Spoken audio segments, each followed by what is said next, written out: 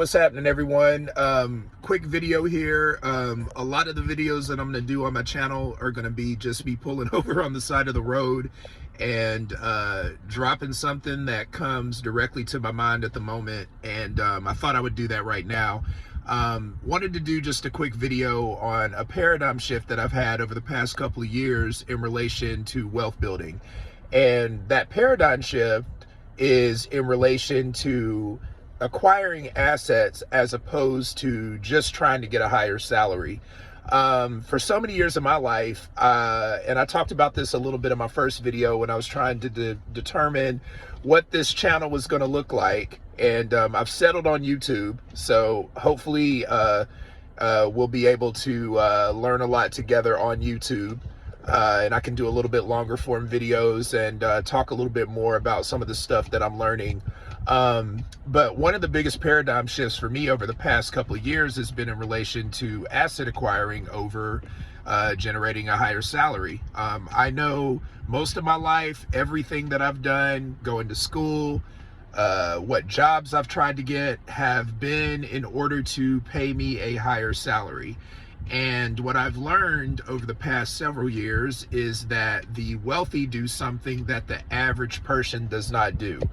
And that's they acquire assets, and they acquire assets particularly that pay them a dividend. So the more assets they get, they look for things that are going to generate additional income without them having to get rid of that asset. That could be something like real estate. It could be something simple as a certificate of deposit in a bank, or acquiring, I know something I'm very passionate about right now and I'm learning a lot about is crypto and DeFi, which scares a lot of people, but it is definitely the wave of the future. So the goal in terms of building wealth is to be able to amass things that are going to have a return on that investment without you having to get rid of those things. And the 1%, that's what they do. They acquire more assets, and these assets are ones that they do not have to get rid of, and they make money off of those assets, and they lend based off of those assets, but they never sell the assets. They acquire more, and that generates them more wealth. So little paradigm shift for me. And of course you got to scale everything. It's real easy to be like, well, man, I ain't never gonna make this much money and but it's all relative to where you are now.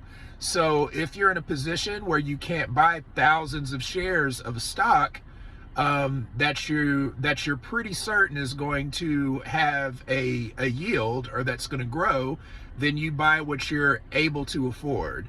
If there's a desire to get into real estate, you look for real estate plays that are in your income bracket and what you're able to afford now. But the biggest thing is having that paradigm shift where instead of your goal being to acquire a higher salary and thinking that's going to generate long-term sustainable wealth, your goal is to use your current salary, and instead of spending on things that are not necessarily going to have a return on your investment, you look for things based on where you are currently, and your goal is to amass as much of that as possible. So biggest change for me recently has been, what is there that I can get that I'm going to have some level of dividend or some type of return in, and I need to amass as much of that as possible. So little tip,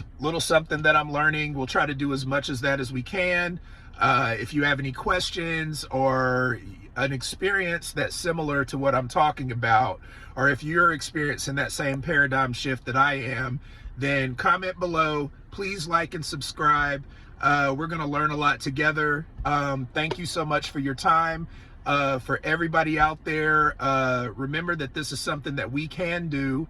We have the ability, we have the knowledge, the wherewithal to be able to acquire knowledge, and we can build wealth for ourselves and our communities. It is very possible, and we're going to go on that journey together. So thank you so much for your time, and remember to be your best you.